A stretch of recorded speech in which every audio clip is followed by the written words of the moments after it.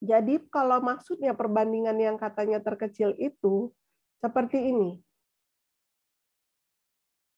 Tadi 3 ya. Nih, misalnya kolom dia persegi. Di sini 300. Nah, ini 500. Tadi katanya apa? Perbandingannya,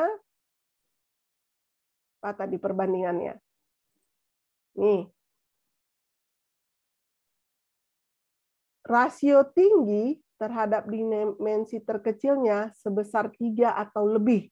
Ya kan, berarti minimum 3. Gitu kan, itu artinya ya. Nah, kalau kita lihat, berarti ini deh yang diambil.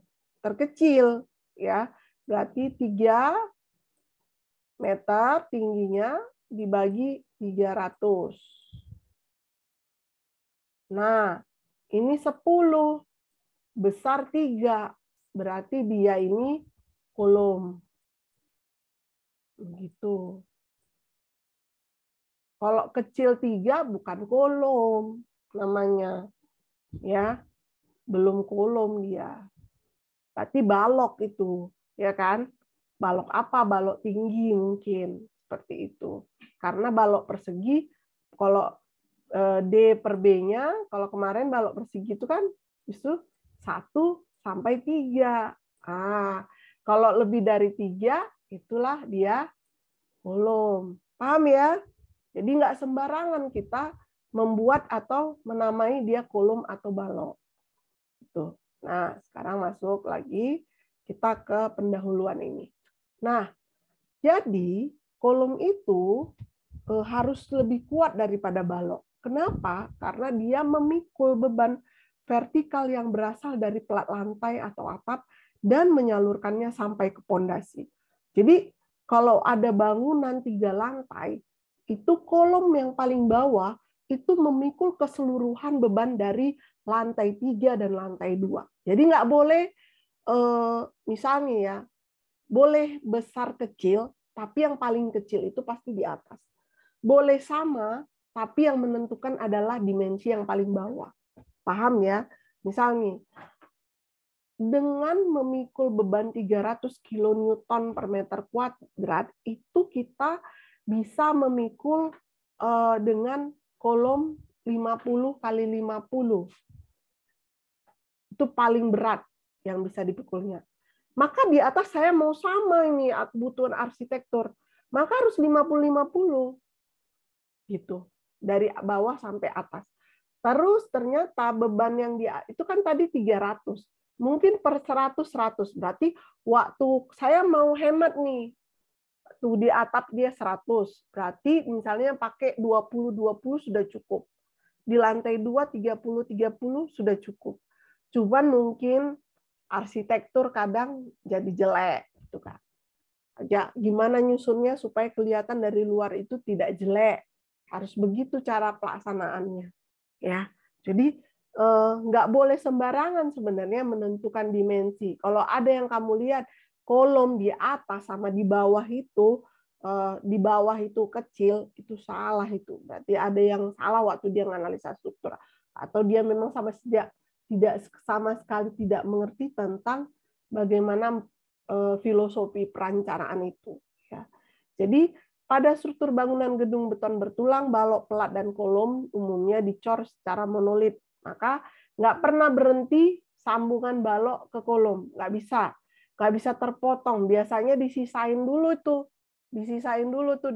di misalnya di bagian ini kolom kita nih, peranca kita mau ngecor. Nggak pernah di sini tingginya. Di sini kita berhenti ngecor, nggak. Kalau ini ada tulangan, biasanya kan di sini menghentikan dulu. Nanti pasang dulu baloknya, kita mau cor, ikut cor di sini, cor juga di sini.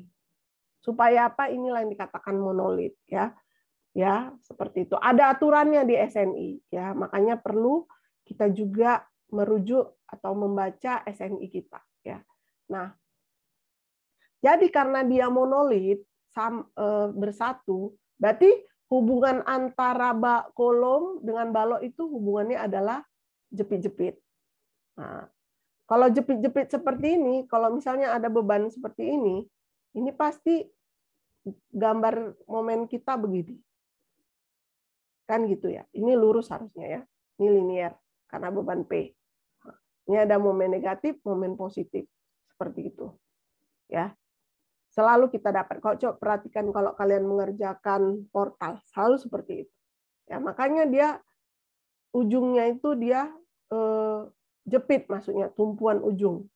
Ini kenapa timbul momen? Karenanya tumpuannya jepit. Ya, kalau tadi sendirol maka tidak akan terjadi momen. Gitu, ya. Nggak terjadi momen kalau ada dia kondisi ujungnya itu sendirol. Di samping itu, pada bangunan bertingkat tidak memungkinkan menjamin kevertikalan kolom secara sempurna. Yang itu tadi, yang seperti saya terangkan tadi. Misal nih, ya, ini kolomnya, ini kolom kita yang ini lantai bawah segini. Terus lantai 2 itu kebutuhannya segini. Nggak sama nih kan. Tapi kan jelek bangunan kayak gini dari luar kan. Maka mungkin si ini akan menggeser ini ke sini. Jadi kalau di luar seperti satu garis. Dari luar. Di dalam kan kita bisa atur ya. Ya seperti ini ya. Nah, supaya ini tidak, kan nggak nampak, ini kan dipisahkan lantai nanti. Kita kan di sini mungkin ada lantai, sehingga kita nggak nampak kalau dari dalam. Tapi kalau dari luar, ini lurus gini. Kalau kita seperti tadi jelek. Nah, apa akibatnya seperti ini? Kan kalau yang saya cerita kemarin, bahwa kalau dia tidak, ini titik beratnya misalnya ini B per 2 ya. Ini juga titik beratnya ini BB per 2-nya dia, gitu kan. Nah, ini kan tadi katanya si pelat itu memberikan beban ke kolom, ya kan gitu. Inilah beban dia yang di sini. Pas di garis ini, maka dia akan meneruskan beban di sini juga di garis ini. Terhadap garis ini, dia akan bekerja sejauh E. Maka di sini akan terjadi akibat P ini, akan terjadi momen besarnya adalah P dikali E. Nah, itu maksudnya. Jarang sekali akan timbul misalnya seperti ini. Kalau ada di sini sama di sini sama, ya kan? Nah, kalau ini nggak masalah. Berarti dia bekerja di satu titik yang sama, B per 2-nya. Nggak terjadi namanya eksentrisitas. Seperti itu. Tidak jadi momen sekunder akibat dari tidak bekerjanya pada satu titik pusat struktur. Paham ya? Bisa ngerti ya? Bisa ngerti apa yang dimaksud tadi? Bisa, Bu.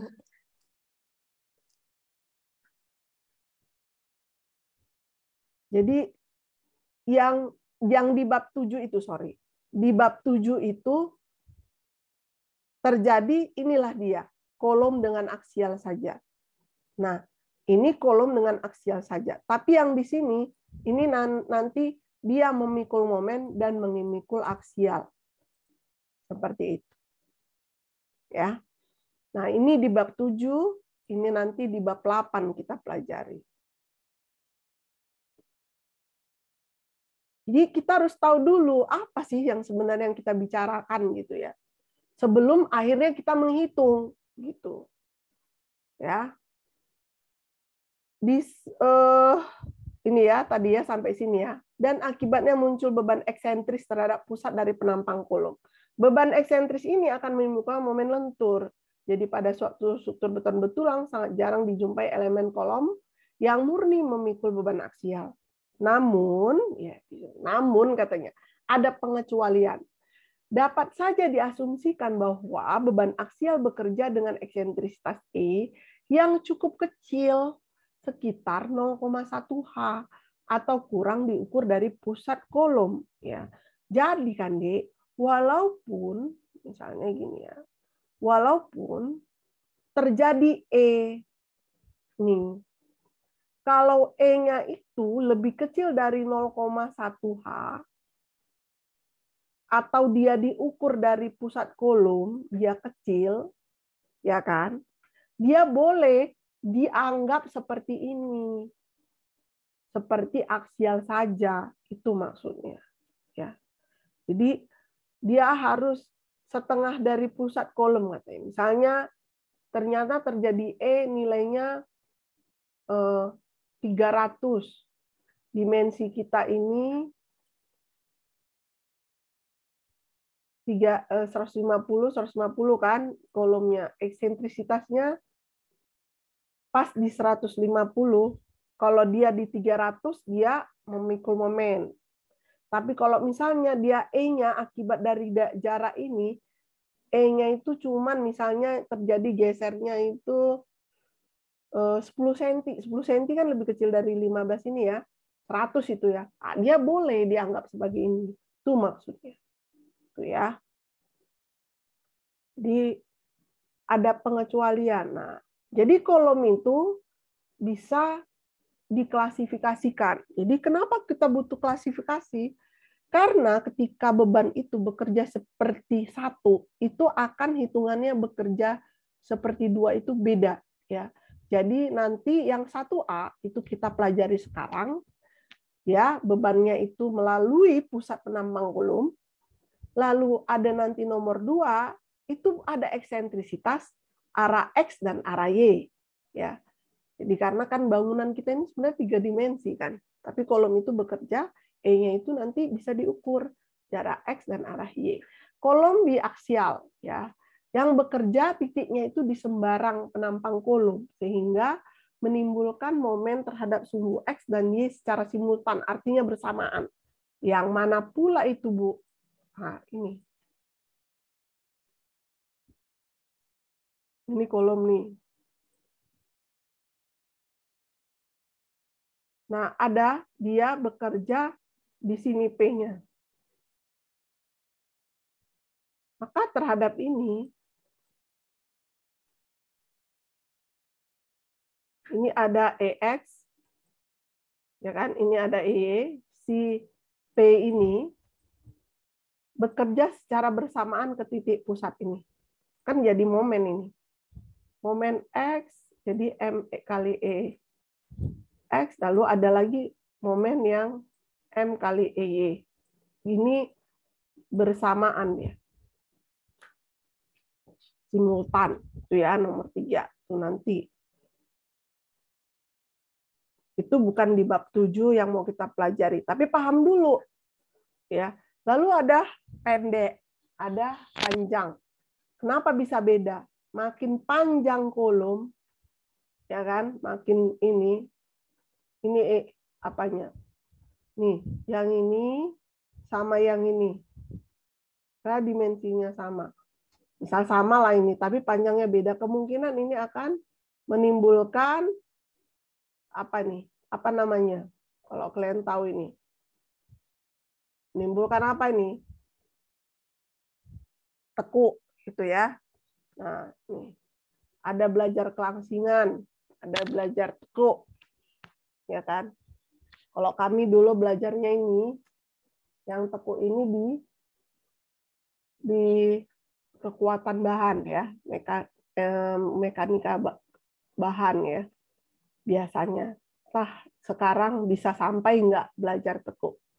Nah, kolom itu bisa macam-macam, bisa bujur sangkar, persegi panjang, lingkaran, L, segi 8, tergantung apa yang dibutuhkan arsitektur biasa ya. Nah, sengkangnya ada persegi, ada spiral. Spiralnya itu kalau misalnya gini, Dek, ini misalnya bentuk kolom bulat ya. Nah, kalau misalnya dia kalau bulat ini kan kalau di dari samping kan gini. Yang spiral itu yang dimaksud kalau dia gini ya, diputar gitu. Itulah spiral. Kalau yang dia misalnya diikat aja gini, gini diikat, nanti naik ke atas diikat. Walaupun dia lingkar itu masih sengkang apa itu, bukan spiral. Yang dimaksud spiral itu satu apa di lingkar begitu tidak putus ya. Itu. Ya. Nah, lalu berdasarkan dibagi lagi kekangan ya. Jadi portal bergoyang, kekangan arah lateral untuk beton dapat diberikan oleh dinding geser atau tak bergoyang. Seperti itu ya portal ya. Nah, di gambarnya. Nah, ini yang seperti saya terangkan tadi. Ini komposit. Dalamnya ada profil baja ya. Nggak bisa aja baja itu berdiri, Bu. Ngapain dilindungi beton? Supaya apa coba? Ini si geser ini. Nah, kan dia ini kan tadi dalamnya itu hanya untuk memikul lentur, ya kan? Yang ininya geser kan perlu. Ini lentur dan aksial ya. Ini geser, ya kan? Dan dia mencegah untuk karat. Ada yang boleh terbuka, boleh. Kalau misalnya geser profilnya besar, gesernya di profil semua bisa ditanggung, ya bisa aja dalam keadaan tidak dililit beton. Tapi kalau yang dililit beton ini namanya komposit ya. Nah, seperti ini. Lalu berdasarkan material ya. Yang tadi ya, ini komposit atau dia prategang ya. Sekarang udah musim gitu ya, tapi untuk bangunan-bangunan tinggi ya, Dek, balok kolom prategang ya. Bukan hanya di jembatan aja prategang. Nah, kita masuk ke perilaku kolom dengan beban aksial. Ya kan? Jadi kalau katanya catat ini ya, catatannya di sini dia aksial tekan, baru ada kolom pendek. Ya, maka dia akan berperilaku elastis hingga batas tegangan mencapai sepertiga F aksen C. Misalnya F aksen C-nya 30, berarti dia akan elastis selama beton itu dikenai tegangan 10 MPa. Ya. Apabila beban pada kolom ditingkatkan lebih besar dari 10 MPa tadi, beton akan mencapai kekuatan maksimum dan tulangan baja mencapai luluh. Maka P yang tadi akibat lebih tadi itu dihitung dengan persamaan 71. Ya. Ini akibat daripada beton, ini akibat baja. Jadi sama-sama memikul aksial tersebut. Ya. Nah, di sini ada notasi AG. Saya besarin dulu nih. Ada notasi AG. Kalau G itu apa? Berarti dia itu luasan dimensi kolomnya dari luar, ya. Itu artinya AG. AST itu luas tulangan bajanya. Nah, kolom dengan sengkang spiral dan persegi itu perilakunya berbeda terhadap keruntuhan. Ya, mereka berbeda terhadap keruntuhan. Pada kolom sengkang persegi, saat beban mencapai ultimate, selimut beton akan pecah dan mengelupas. Ya. Peristiwa ini akan diikuti dengan tertekuknya tulangan memanjang ke arah luar dari penampang kolom. Apabila tidak disediakan tulangan sengkang yang cukup rapat, bisa hancur. Ya. Ngeri kolom ini hancur ya. Kalau kolom lebih dulu hancur daripada balok, itulah yang kejadian waktu gempa di Padang. Nggak sempat orang keluar. Ya namanya hancur tiangnya seperti ini. Tekuk habis, ya kan gini. Gempetlah dia, manusia pun remuk di dalam. Makanya kalau dilihat ini maksud yang dibilang tadi. Kalau ini nggak kuat, bentar ya, ini nggak rapat, jadi geser itu juga sangat ini terlalu jarang ini.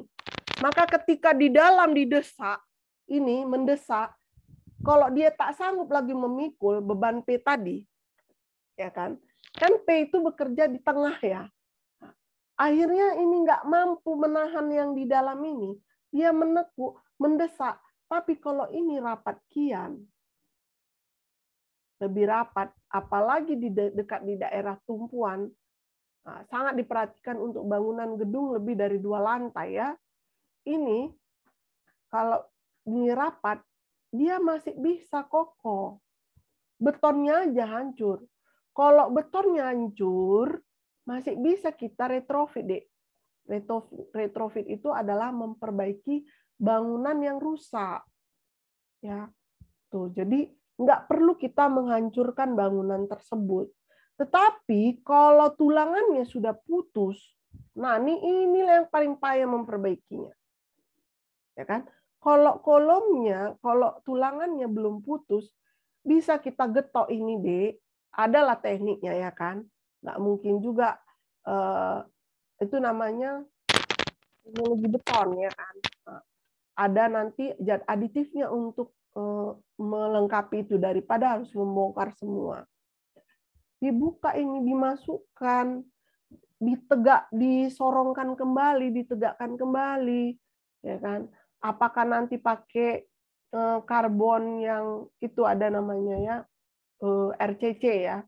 Kalau klien saya lupa pula kepanjangannya, carbon reinforced. Jadi dia dibantu seperti itu, bukan berbentuk dibantu lagi, sengkangnya diperbaiki lagi yang bengkok tadi, masih bisa diselamatkan. Nah, kalau berdiri kan orang pun gempa masih bisa keluar. Ini udah keluar berdesak-desak, ya kan? Ini langsung putus, habislah. Pelatnya masih kuat itu. Bayangkanlah dia nimpa orang. Itulah yang bisa mati mendadak. Makanya, dan itulah banyak korban jiwa, ya kan. Makanya perencanaan struktur itu kita tidak main-main, ya. Nah, ya, ini tadi pecah dulu selimut beton, ya. Kalau udah kalian lihat banyak retak-retak selimut beton, agak-agak kalian perhatikan lah itu, ya. Berarti kurangnya sengkangnya itu, ya. Itu hati-hati. Nah, faktor reduksi. Nomor 1 ini, cerita tentang syarat desain. Faktor reduksinya ada 2. 0,65 untuk persegi, 0,75 untuk spiral. Karena tadi kan katanya beda perilaku keruntuhannya, ya kan? Sengkang spiral diberikan nilai lebih tinggi karena mampu menunjukkan perilaku yang lebih ductile. Apa itu perilaku ductile? Ductile itu artinya kemampuan suatu material kembali ke bentuk semula ketika diberikan gaya, dan ketika gaya itu hilang, dia kembali ke bentuk semula. Kemampuannya itu kayak kalau mau membayangkan contoh pohon kelapa ditiup angin, ditiup ke kanan, balik lagi dia lagi kan, ditiup lagi dari kanan, balik lagi dia. Berarti kuat, walaupun goyang-goyang. Nah, kemampuan dia untuk kembali ke awal, itulah dia ductile. Jadi bangunan-bangunan di daerah gempa ini direncanakan untuk ductile. Dari mana dapat ductile ini? Biasanya dari sambungan, itu mempengaruhi ductile.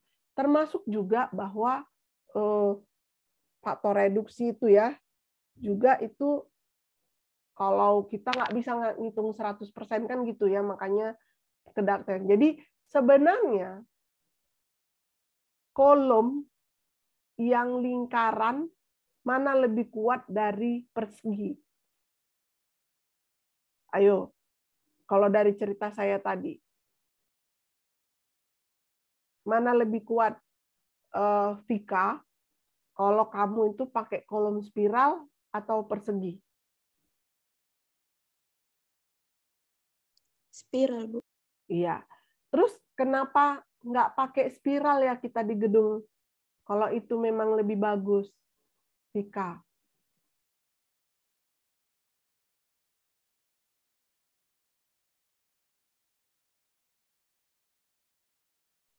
Ayo. Siapa yang mau bantu jawab? Kenapa kita nggak pakai spiral aja, Vika? Atau yang lain? Bisa Ibnu. Kenapa kita nggak pakai yang spiral aja, Dek?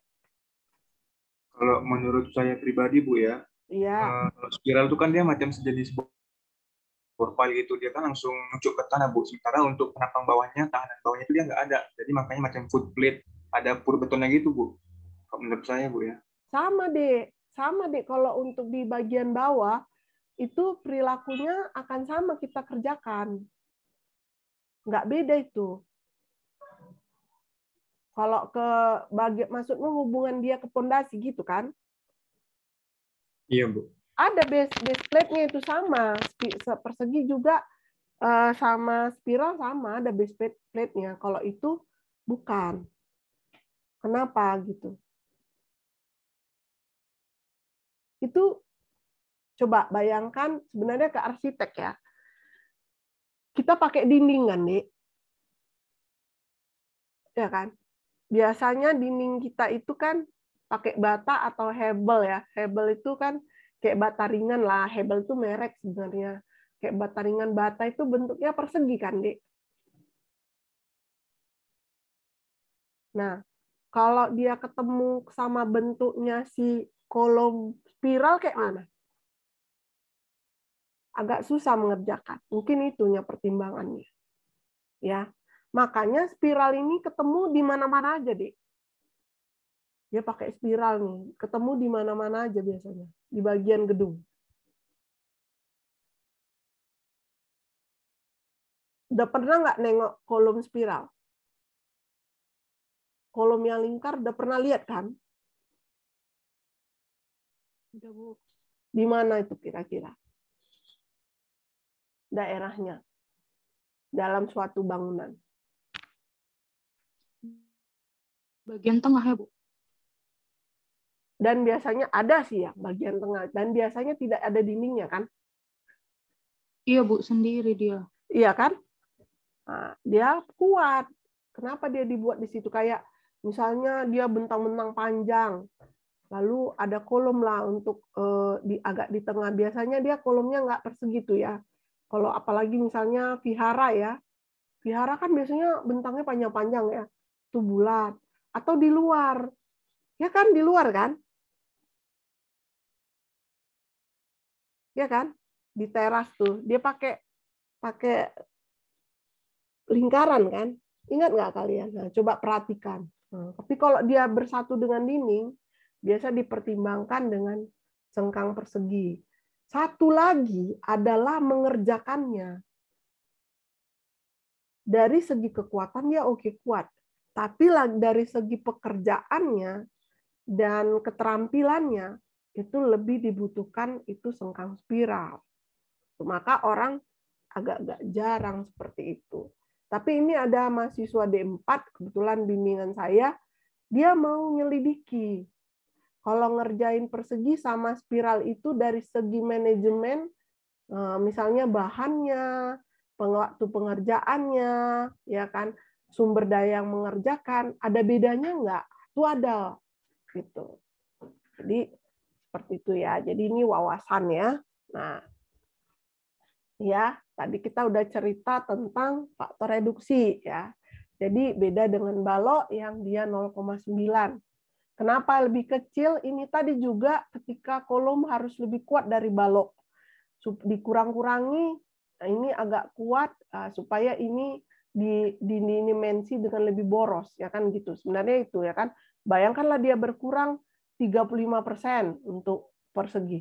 Ini berkurang 25% dari kemampuan awalnya dianggap, supaya tercipta bahwa pernah dengar istilah strong column weak beam. Jadi perencanaan itu harus seperti itu. Tidak boleh lebih kuat balok daripada kolom. Saya pernah jumpain dan sering sebenarnya melihat bahwa balok itu dimensinya jauh lebih besar daripada kolomnya.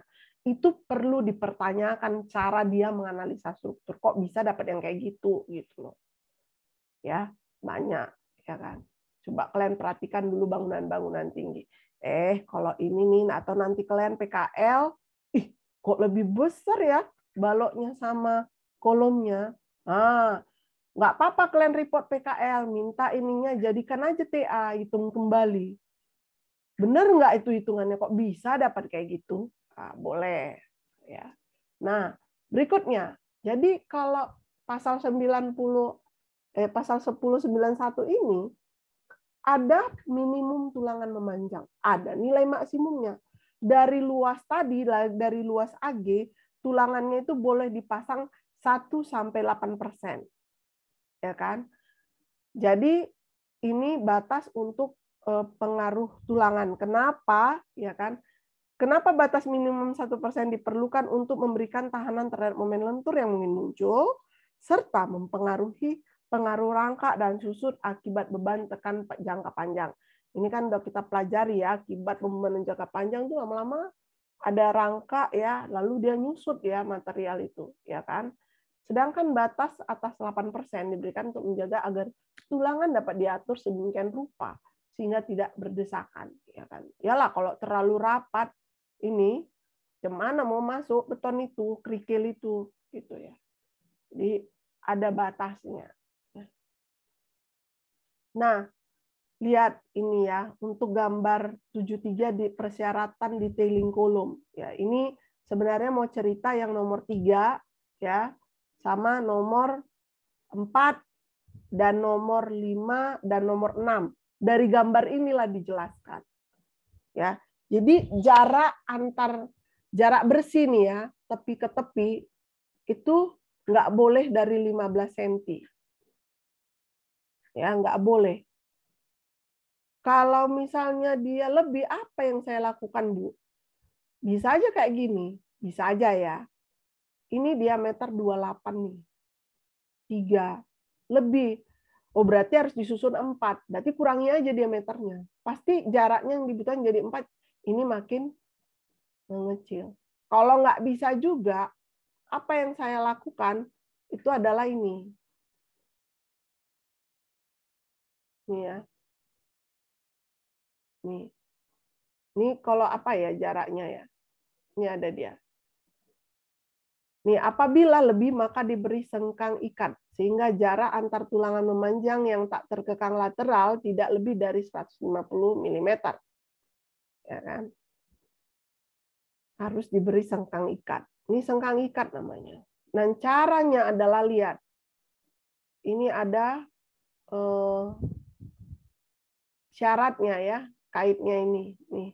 Ini 45 derajat ini juga ada kaitnya seperti ini. Ya. Nah, ini ada nih. Sengkang spiral memiliki diameter 10 mm dan jarak bersih tidak lebih dari 75. Namun tidak kurang dari 25. Jadi waktu memutar itu yang ini kalau dari samping, nah ini spiral, mutar dia spiral lagi, mutarkan gitu ya. Jarak ini ke sini itu 25, nggak boleh kurang dari 25 sampai dia 75. Berarti kita ambil aja 50 kan gitu ya. Nggak boleh kurang dari 25. Kenapa kurang dari 25? Agregatmu aja 20. Itulah, ya kan. Kalau misalnya 15 ya nggak bisa dia ngisi. Itu maksudnya ya arahannya. Kalau terlalu renggang ya itu tadi. Bisa lepas ini tulangan utamanya ini jadi bengkok. Kalau dia terlalu memikul P yang sangat besar. Lalu katanya untuk penyambungan spiral, kan nggak mungkin ini panjangnya nggak putus-putus. Berarti ada sambungan. Sambungan 1 dengan sambungan 2 itu 48 dB atau tidak kurang dari 30 cm. Jadi menyambung nih. Ini tulangan lama, datang tulangan baru. Ini kemari ini nggak boleh kurang dari 30 cm. 300 mm. Nggak boleh kurang. Lebih boleh, Bu? Boleh lah. Makin panjang ya makin kuat. Gitu. Sedangkan untuk batang spiral polos beda ya. Ini ulir, ini polos. Ya, peraturan juga memperbolehkan penggunaan sambungan mekanis. Sambungan mekanis itu apa? Ya pakai apa namanya?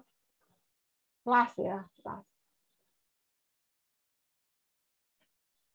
Atau pakai kita ini diikat ya kan gitu. Itu ya. Nah, itu SNI nih ya. Nah, nih tulangan sengkang minimum 10 mm. Jadi minimum ya, nggak boleh berarti 8 sebenarnya diameter untuk sengkang ya. Nggak boleh 8, minimum 10. Jadi kalau nggak ada 10, 13 lah, Dek. untuk mengikat tulangan memanjang dengan diameter 32. Dan untuk di atas 32 itu harus minimum 13. Ya. Ini bangunan tinggi nih. Jadi jarak vertikal sengkang tidak boleh melebihi 16 kali diameter tulangan memanjang, 48 kali diameter sengkang ikat, lalu dimensi terkecil dari penambang kolom. Di antara itu mana yang paling kecil? Itulah dia. Nih, maksudnya. Jarak ini ke sini itu 16 kali. Hitungan 16 kali tulang memanjang. Misalnya nih, ini diameter 25. Ya kan, D25 nih. Berarti 16 kali 25 berapa? Berapa 16 kali 25?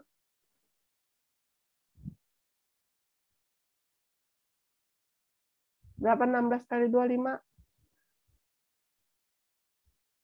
400, Bu. 400. Lalu tadi kita pakai sengkang ini 10 misalnya. 10. Berarti 48 kali 10 itu 480. Lalu misalnya ini dimensinya ini 300. Terkecil. Ini ada 300. Berarti opsinya kan gitu ya. Nih 1, 2, 3. Jadi jadi sengkang antara ini adalah 300. Itulah kolom aksial. Kita cuma pakai ini. Kalau geser kan kita hitung VU gitu ya. Nah, ini cuma begini aja syaratnya. Paham, Dek? Paham? Jadi kalau jaraknya ini 500, kalau ini 500, berarti S saya itu berapa? Berarti S saya itu berapa jadinya?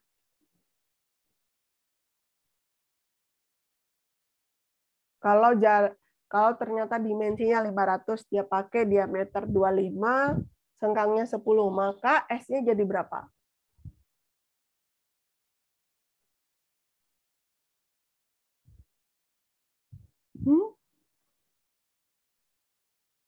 S-nya jadi berapa? 400 ya, Bu? Iya, 400. Terkecilnya ini 400. Ya, paham ya? Bisa ya? Nah, ini untuk menentukan sengkang kolom ya. Nah, ini dia tabelnya. Untuk tabel yang di luar tabel tadilah cara menghitung. Ya, ini dia kalau dimensi 16, 19, 25, 29, misalnya D29. Kolomnya 500 nih. Berarti S-nya itu minimal 450 mm. Untuk sengkangnya 10. Kalau 13 ya ini. Nah, nih, kenapa dia tadi 36? 13. Bu, saya di sini pakai 16, berarti pakai ini di sini ya 48 kali 16. 48 kali 16 ya kan? 16 kali diameter yang dipakai, dimensi terkecil. Pilih paling kecil. Seperti itu untuk yang tabel ini. Untuk di luar tabel itu seperti itu penghitungannya. Nah, ini tulangan sengkang spiral. Bagaimana menentukannya? Ini persegi ya tadi ya. Ini kalau spiral. Nah, bentuk spiral tadi kan ini S-nya nih. Berapa tadi jaraknya? S-nya? Berapa tadi? Minimum berapa? 4. Minimum jarak S berapa? 25. Iya, 25. Maksimum juga ada. Berapa maksimumnya? Berapa? 75. Ya, ingat itu syaratnya, ya kan? Nah, untuk menghitung PU kolom untuk spiral ini ada AG, ada AC. Ya. Apa itu AG? AG itu yang luas ini. Misalnya diameternya 300. Tapi kalau AC itu dari sini tepi spiral. Ya kan? Berarti kalau misalnya D kita itu 300, Ya kan? Berapa DC-nya? Ingat, selimut ini adalah 40. Maka DC-nya adalah 300 dikurang 2 kali 40. Itu. Ini untuk menghitung AG, ini untuk menghitung AC. Paham ya mana AC, mana DC? DS itu adalah tebal sengkang spiralnya. Ya. Oke. Nah, itu tadi ini ngitungnya. 0,85 F aksin C, AG kurang AC. Nah, kalau kita masukkan nilai itu untuk menghitung berapa kemampuan sengkangnya, itu ya. Jadi ini sama dengan 2 kali rho. Kalau kemampuan sengkangnya itu adalah ini kontribusi dari rho. Spiral itu rumusnya ini, ya kan? Rho S itu adalah rasio volume dari tulangan spiral terhadap volume inti beton. Maka kalau kita hitung seperti ini, dapat rho S-nya ini, maka ujungnya kita akan mendapatkan nilai S. Ketika rho S ini kita tahu volume spiral 1 lilitan, lalu per volume inti jarak, kita masukkan ini rumusnya, maka ini berapa kita dapat dengan nilai S. Gitu, seperti itu ya. Nah ini, rho S itu ngitungnya ini. AG per ACH. Ya. ACH itu apa tuh? Apa ACH? Konkret, ya kan? Kemarin kan ada belajar ya AOH. Oh, itu di apa ya? Di torsi ya. Itu yang tadi, AC itu tadi. Yang ini. Ini tadi DC, AC-nya. Itulah dia. Bisa ya? Jadi luas inti. Masukkan nilai rho S-nya di sini, dapatlah dia S. Kan gitu. Nah, untuk dia diameter 10 dengan F aksen C-nya berbeda-beda, ini diameter kolom ya. Ini kalau sengkang 10, inilah dia jaraknya. Sengkangnya ini, inilah dia jaraknya. Sengkangnya ini, inilah dia jaraknya. Saya tanya, ini betul nggak?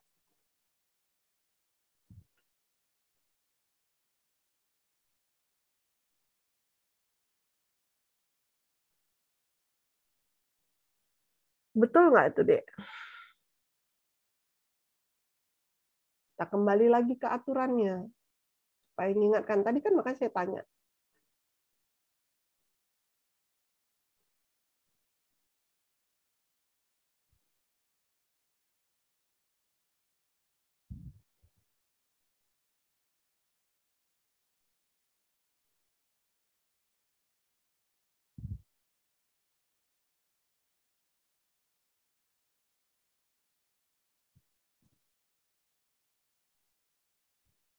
Dah, baca. Sekarang saya tanya, buku ini bentuk betul apa enggak? Kalau salah, berarti berapa yang harus diisi di sini?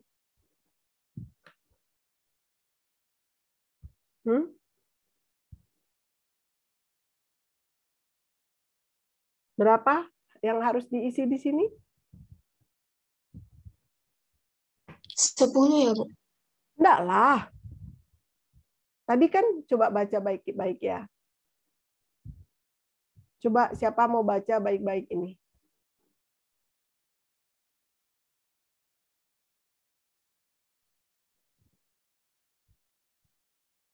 Coba baca. Siapa tadi? Vika ya? Coba baca deh. Vita ya, Vita ya. Bu, Coba baca. Pasal 7.10.4, sengkang spiral harus memiliki diameter minimum 10 mm dan jarak bersihnya tidak lebih dari 75 mm, namun tidak kurang dari 25 mm. Nah, ketemu tabelnya nih.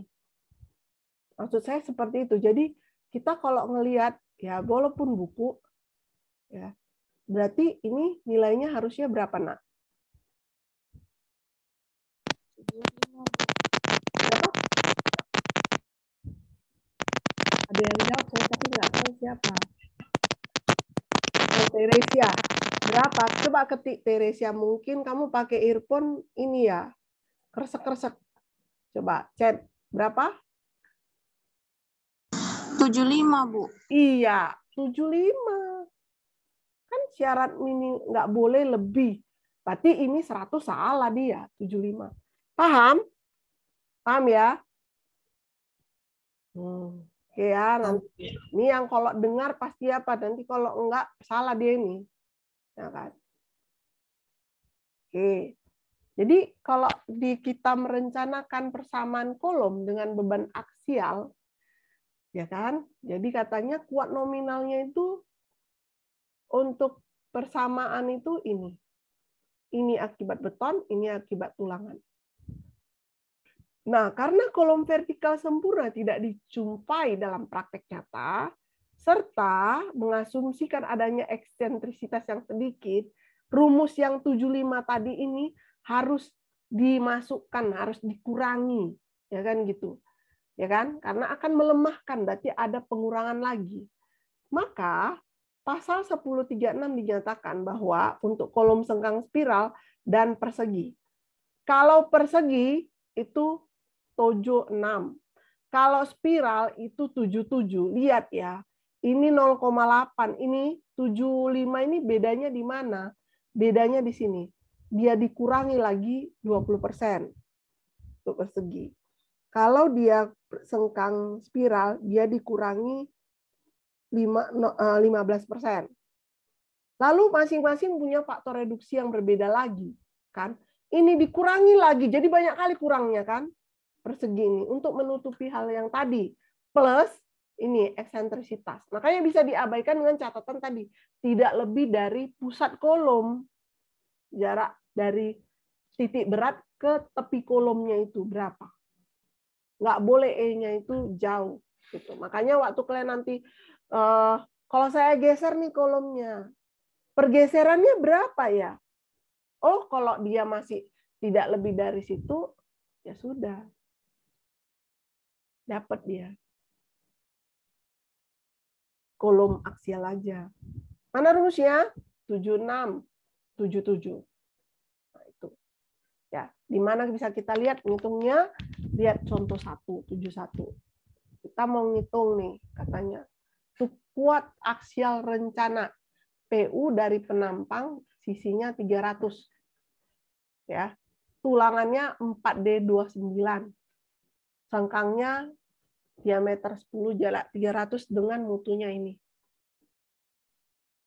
Kenapa pakai persamaan 76? Karena dia bujur sangkar, persegi ya.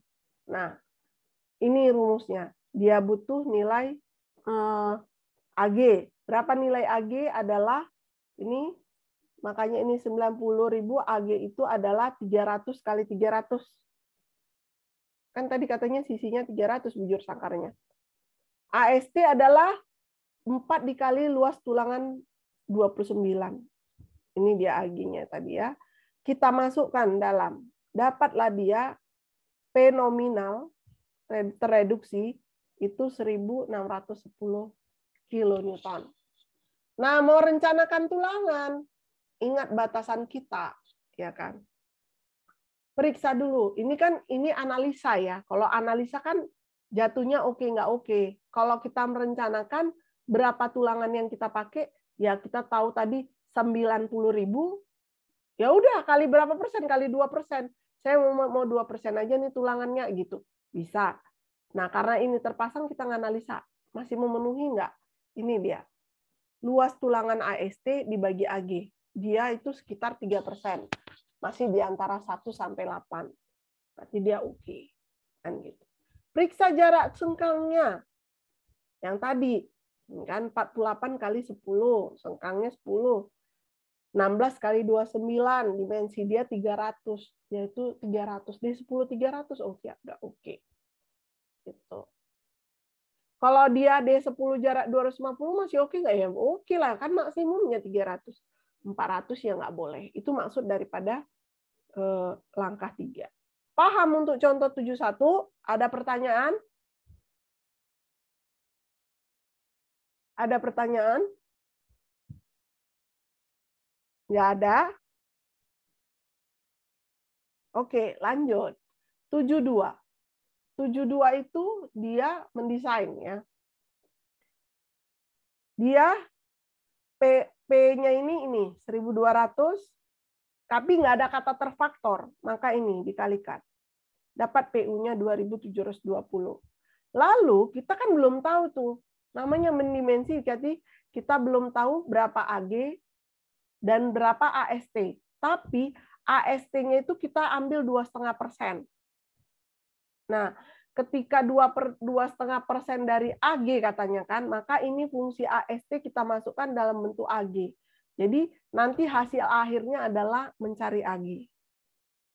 AG ini katanya bujur sangkar. Maka kalau kita dapat luasnya itu 150.000, itu kalau bujur sangkar kan S kuadrat. S kuadrat sama dengan AG.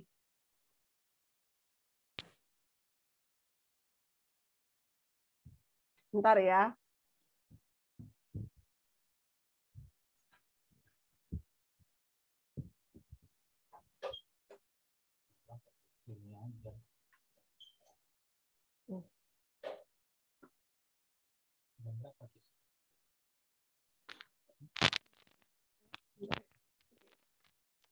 Nah, ya kita dapat dia itu, makanya ini rumusnya ini.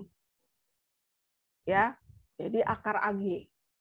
Kita dapat 387, tapi bukan pembulatan ke bawah, tapi supaya karena makin membesar kan, berarti P nominalnya atau kekuatan nominal kolom itu makin besar, maka kita besarin ke atas 400. Saya mau pakai 450, boleh ya, tapi boros kan kayak gitu. Itu aja pertimbangannya ya. Itu bagaimana menentukan ukuran kolom. Lalu AST. Nah, dapat AAG, kita tadi kan di sini fungsi AST. AST-nya berapa? Kita kembalikan lagi ke rumus tadi. Tapi AG-nya kita pakai yang terpakai, yang 400 kali 400 di sini. Ya, ini 400 kali 400. Ya. Nah, kita masukkan dia 20 AST nih, ya kan? Kembali dia ke rumus semula. Maka AST-nya 3072. Ya. Dapat 8D25. Sama kayak balok, bagikan luas tulangan yang 25. Berapa dapatnya? Misalnya 7, berarti dia dapat 8, ya. Nah, berikutnya sengkang. Ya, tentukanlah dari awal mau sengkang 10, mau sengkang 13, mau 10 ini. Diameter 25 yang kita pakai ini. Penampang terkecilnya 400, maka sengkangnya 400. Nah, habis rencana kamu detail. Selalu begitu. Ya. Setelah detail, kamu cari jaraknya. Ini gimana cara menentukannya? Tahu kamu? Tahu? Ada yang tahu? Kan udah tahu nih penampangnya tadi butuh 8. Kalau disebar, saya taruh 1, 2, 3, 4. Maka sisa, ini kan harus di ujung harus ada. Maka sisanya 4 lagi. Maka sini, sini, sini, sini. Sebaiknya kolom itu selalu genap ya. Yang bisa dibagi 4. Maksudnya gini, 4, ya kan, 8, apalagi.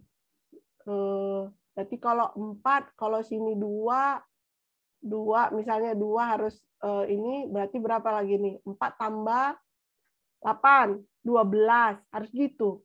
Ya. Kenapa begitu? Ya, supaya rata. Dan cara menghitungnya memudahkan kalian. Ya.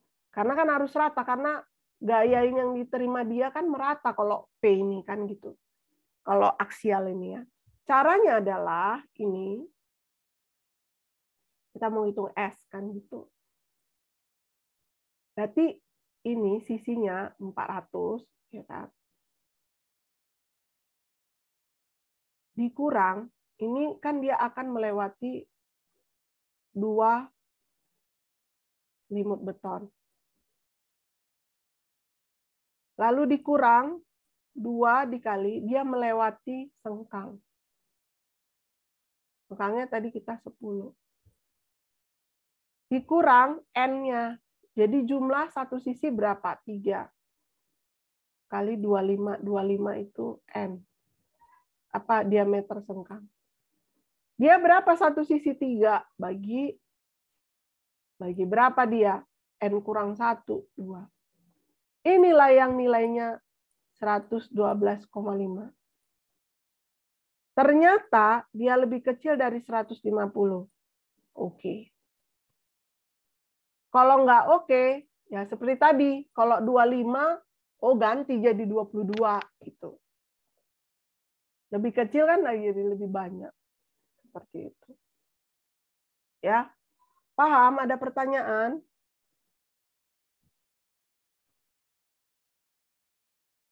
Ada pertanyaan, Dek?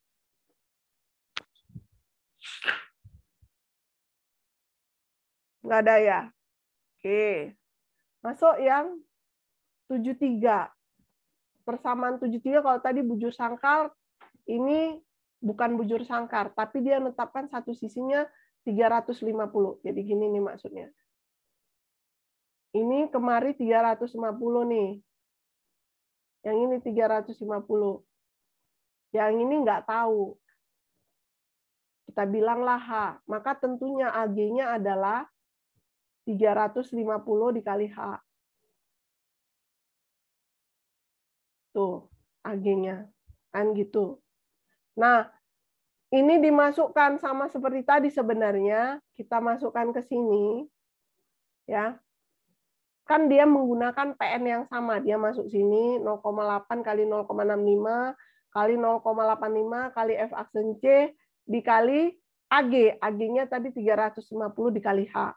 AST-nya 2,5%. Jadi itu hitungan ini dari situ. Ya. Sehingga didapat AG-nya itu 150.000. Karena kalau B-nya itu 350, ya tinggal dibagikan terhadap nilai luasan H-nya. H-nya kita dapat 450. Hitunglah AG pakai. Kita hitung dapat AST, dapat 825. Sama seperti tadi jaraknya. Nah ini karena dia tidak bujur sangkar, maka kamu harus hitung arah X dan arah Y. Semuanya harus kurang dari 150. Kalau kurang 150 tidak perlu ikat tambahan ya. Seperti itu. Kalau 74 untuk lingkaran sama ya. Nah, lingkaran ya tentunya AG-nya itu seperempat pi D kuadrat.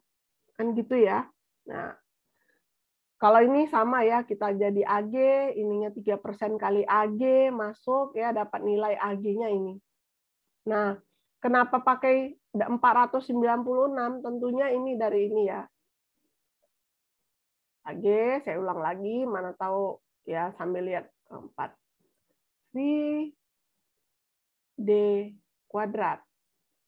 Maka D itu adalah akar dari 4 kali AG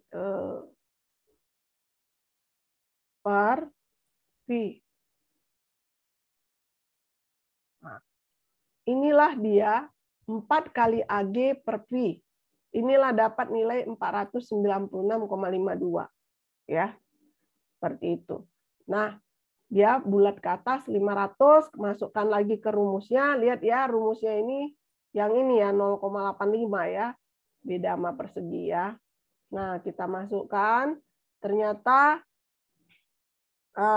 kalau saya mau pakai tabel, Bu, boleh, ya kan? Nah, kalau mau hitungnya seperti ini. 500 kurang 2 kali 40. Seperti saya terangkan tadi, DC itu apa. Setelah dapat DC, dapat AC, dapat AG, ya kan? Hitung rho S. Hitung rho S, masukkan dengan persamaan yang ini dimasukkan. Ini nanti kan ujungnya dapat S. S-nya itu 50. Ya, atau menggunakan tabel. Tabelnya berapa tadi? Ini diameter 500 ya. Nah, baru pakai sengkang 10. 27,5 ini. Makanya dihitung. Kalau nggak 27,5 ya pakai ini boleh. Ini. Ini kan 25. 27,5 di mana? Kan nggak ada. Kan gitu ya. ya kan? Kalau F aksen C-nya 32 misalnya ya, nggak ada. Nah, itu harus hitung dengan yang caranya yang ini. Paham? Ada pertanyaan? Nggak ada?